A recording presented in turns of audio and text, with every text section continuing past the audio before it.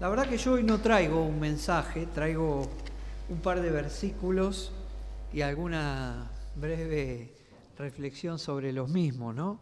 Y justamente tiene que ver con la oración. Acostumbramos muchas veces a decir que ser cristiano conlleva dos cosas. Lo decimos mucho en esta iglesia, porque siempre me queda en la cabeza a mí. Conlleva una responsabilidad y es un privilegio. Responsabilidad y privilegio. Ustedes saben que la oración también es una responsabilidad, pero también es un privilegio. Es una parte muy importante de la vida cristiana. Gracias, Juan. Y la verdad es que tenemos que tomarla como tal cosa. Vamos a ir a 1 Timoteo capítulo 2. 1 Timoteo capítulo 2. Y dice allí, a partir del versículo 1, exhorto ante todo a que se hagan rogativas, oraciones, peticiones y acciones de gracias por todos los hombres, por los reyes y por los que están en eminencia, para que vivamos quieta y reposadamente en toda piedad y honestidad, porque esto es bueno y agradable delante de Dios nuestro Salvador, el cual quiere que todos los hombres sean salvos y vengan al conocimiento de la verdad. Y acá hay un par de versículos que podríamos saltearlos para el tema, pero que son muy hermosos, así que los vamos a leer para que los memoricemos, porque hay un solo Dios y un solo mediador entre Dios y los hombres, Jesucristo, hombre, el cual se dio a sí mismo en rescate por todos, de lo cual se dio testimonio a su debido tiempo. Para esto fui constituido predicador y apóstol, digo verdad en Cristo no miento, y maestro de los gentiles en fe y verdad. Y ahora sí, versículo 8. Quiero pues que los hombres oren en todo lugar, levantando manos santas, sin ira ni contienda. Y 1 Tesalonicenses, capítulo 5, versículo 17. ¿Ese lo saben de memoria? Orad sin cesar. Vieron que cuando uno tiene que aprender un versículo de memoria y dice, uy, yo no tengo memoria, este es fácil. Orad sin cesar. 1 Tesalonicenses 5:17. Con lo cual, acabamos de ver en la práctica de la oración, en primer lugar, la parte de la responsabilidad. Es una exhortación, no es algo opcional. En la vida del creyente, cuando hay una exhortación y cuando Pablo es tan explícito y dice exhorto a que ante todo exhorto, ante todo les pido, los animo, los impulso a que hagan esto, que se hagan rogativas, oraciones, peticiones y acciones de gracia. Eso es lo que venimos a hacer hoy en forma congregacional. Es una exhortación y hay variados aspectos en cuanto a la oración. Rogativas que parecen ser oraciones muy insistentes, oraciones en las cuales yo me manifiesto y hablo de Dios, hablo a Él, hablo personalmente con Él, peticiones donde yo pido y acciones de gracias donde reconozco que la mano de Dios se abrió a nuestro favor y le doy la gloria a Él. Es una exhortación, no es una opción. Las vidas de los grandes creyentes que podemos ver y de los cuales tomamos ejemplos son vidas de oración. Se nos viene a la cabeza Daniel, como oraba 3 veces al día, y no cesó su oración aún bajo amenaza de muerte. Aún bajo amenaza de muerte. El Señor dice que pasaba grandes momentos en oración. Es una exhortación por eso para nosotros, mucho más que somos mucho más débiles. Recuerdo el momento en el que el Señor le dijo a Pedro, Jacobo y Juan, ¿no habéis podido velar conmigo 1 hora? Porque estaban faltos de gimnasia, faltos de oración. Nuestro entorno depende de esa oración, por eso hay una exhortación. Nuestro entorno depende de la oración. Cuando nosotros oramos, Dios obra alrededor nuestro. Porque fíjense que Pablo le dice que oren por los que están en eminencia, por los reyes. Y yo les digo a ustedes, no me lo digan, pero piensen en varios políticos que tenemos. Y yo les digo, oren por ellos. Yo tengo que decir, voy a orar, si me cobra tantos impuestos y esto. ¿Saben quién gobernaba cuando Pablo le estaba escribiendo a Timoteo?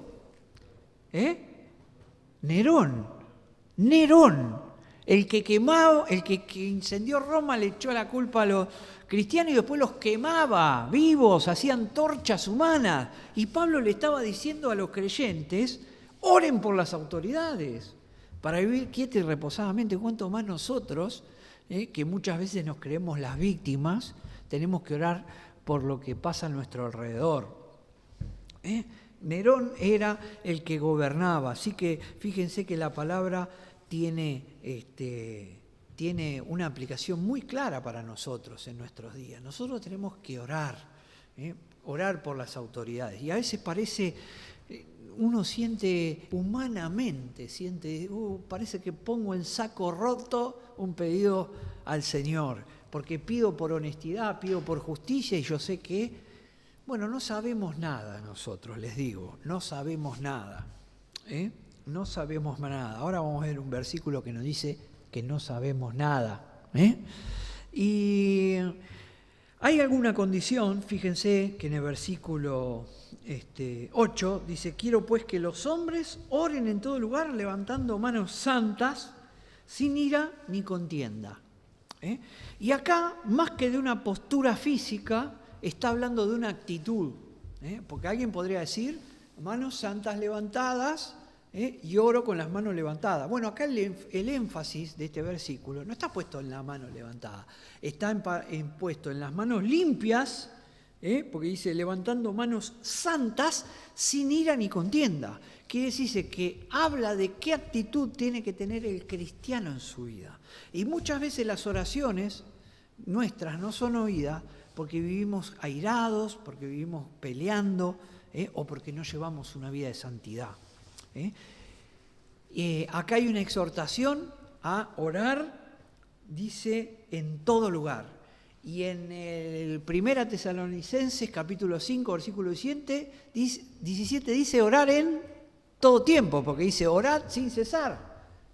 Alguien dijo que la oración sin cesar es como, no es como una canilla enorme que está abriendo. No me acuerdo quién le escuché esto, pero me quedó siempre grabada la imagen.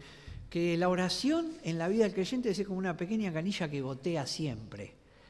Y siempre orar, no estar solamente en un momento, sino vivir en una actitud de oración, de agradecimiento, de búsqueda de la guía, quizás aún en los pequeños detalles. Es imposible mantener un chorro enorme de oración constantemente para nosotros, pero sí podemos ir por nuestra vida pidiendo la guía del Señor, agradeciendo. Por eso es importante que llevemos vida de oración. Miren, hay un versículo, Jeremías, capítulo 33, versículo 3, recontra conocido, que dice,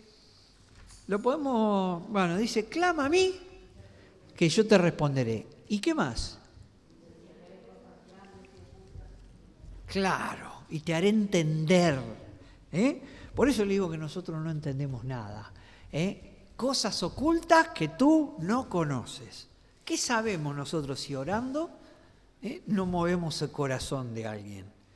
Cuando nosotros no oramos, todo va de mal en peor. Les digo una cosa, la vida cristiana empieza a notarse un decaimiento espiritual en la vida del creyente cuando el creyente deja de orar siempre. Y esto pasa, y lo digo en primera persona. A veces yo ando recontra preocupado y miro y recalculo y digo, uy, si no estoy orando como debiera, si no me estoy tomando el tiempo para hacer esa pausa y hablar con el Señor. Orar. Cuando no oramos, todo va de mal en peor. Cuando no oramos, nuestro carácter empeora, ¿o no?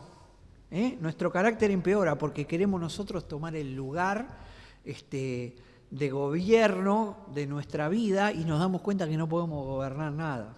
Y nuestro semblante decae. Nuestro semblante decae. Me está matando el calor de la estufa. Perdón. No sé de dónde viene, si viene de allá. No, lo dejamos. Bueno, gracias, Joaquín. Guarda con la billetera. Cuando no oramos, nuestra actitud no encaja con el servicio a Dios. Y cuando no oramos, muchas veces nuestra iglesia tampoco crece, porque si nuestro servicio no va con Dios, si nuestro semblante no va con Dios, si las cosas no se caminan como Dios quiere que caminen, no podemos pretender dar la gloria a Dios en las cosas que hacemos. Por eso, orar sin cesar, orar siempre en todo lugar, rogaciones, ruegos, peticiones, oraciones, acciones de gracia, y en todo momento. Y ahora 2 versículos más que nos hablan de lo que es el privilegio de la oración. Primero, en Salmo 119, vamos a ir al 119, 145, es un salmo largo 119, 145, fíjense la experiencia del salmista en esta letra del alfabeto hebreo, en Kof. Dice, clamé con todo mi corazón, respóndeme Jehová, y guardaré tus estatutos. Clamé con todo mi corazón, respóndeme Jehová. A ti clamé, sálvame, y guardaré tus testimonios. Me anticipé al alba y clamé, esperé en tu palabra. Oye mi voz conforme a tu misericordia, oh Jehová, vivifícame conforme a tu juicio. Se anticiparon mis ojos a las vigilias de la noche para meditar en tus mandatos. Y ahí sí, el 149, oye mi voz conforme a tu misericordia. Conforme a tu misericordia. Oh Jehová, vivifícame conforme a tu juicio. Muy bien. Y fíjense que esto nos habla del privilegio que tiene el creyente, porque la oración del creyente en Dios, en primer lugar, obra una respuesta. Porque cuando uno ora, Dios responde. A veces no esperamos la respuesta de Dios. No es que Dios no responde. A veces no entendemos la respuesta de Dios. No es que Dios no responde. El salmista lo tenía claro, clamé con todo mi corazón, respóndeme, Jehová. El salmista sabe que Dios responde. La oración abre nuestro entendimiento, porque dice Jeremías que nos hará entender. Cuando usted tiene un problema con una persona, cuando alguien tiene un problema con una persona, y uno ore siempre diciendo, te pido, Señor, por esta persona, y te pido por mí para que me ayudes también a entender a esa persona, a corregir mi relación con esa persona. Muchas veces nosotros creemos que siempre tenemos la razón, pero la oración debe ser que Dios obre para que esa relación sea recompuesta. ¿Por qué? Porque la oración abre nuestro entendimiento y a la larga nos va a hacer entender muchas veces que con algunos ajustes a la voluntad de Dios las relaciones mejoran.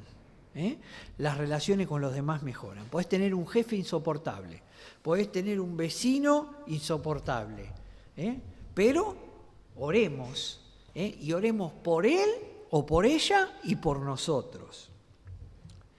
En tercer lugar, la oración abre la puerta a comprender un montón de misterios de Dios.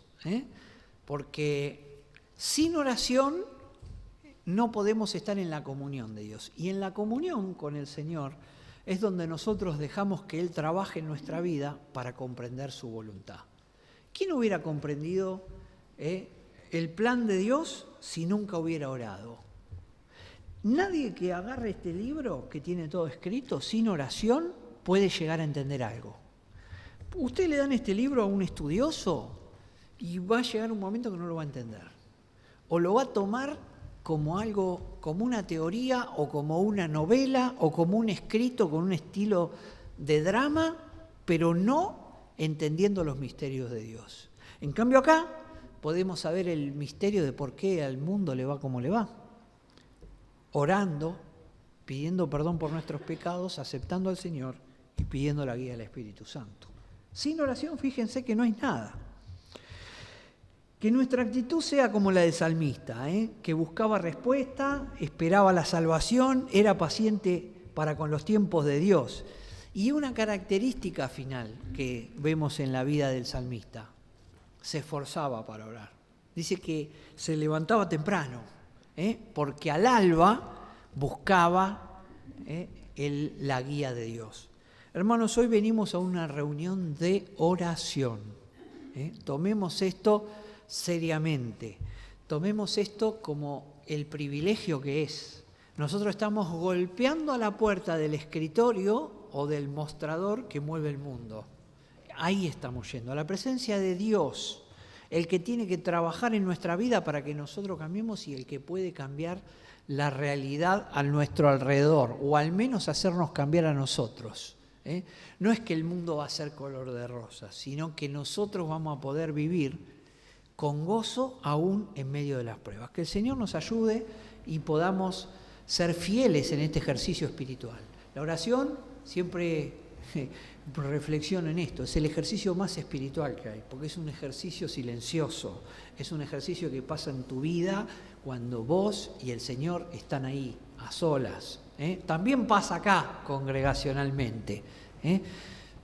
Pero la oración es un ejercicio netamente espiritual. Requiere fe, requiere obediencia, requiere paciencia y requiere constancia, como hemos leído. Que el Señor nos ayude en esta vida y en esta oración, en esta reunión de oración que tenemos por delante. Amén.